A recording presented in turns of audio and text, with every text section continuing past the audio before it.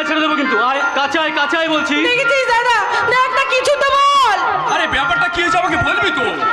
আরে বাবা, তরুণ আমাকে ভয় দেখাচ্ছে। এখনো বলছি কাছে আয়, নইলে সত্যি সত্যি কিন্তু। তরুণ দাদা, তুই এখনো চুপ করে দাঁড়িয়ে থাকবি, ওকে তো কিছু বল। আরে বাবা, আমি তো কিছুই বুঝতে পারছি না। তরুণ তোর গায়ে কি ছেড়ে দেবে যার ভয় তুই পালিয়ে বেড়াচ্ছিস? আসলা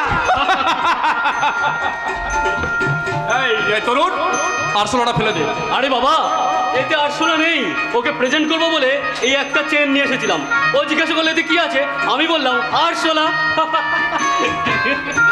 তরুণ, আমার কিন্তু সবসময় ইয়ার কি একদম ভালো লাগে না বলে দিচ্ছি। এ ধর। ইয়ার কি করবি না বলে নিলাম একদম।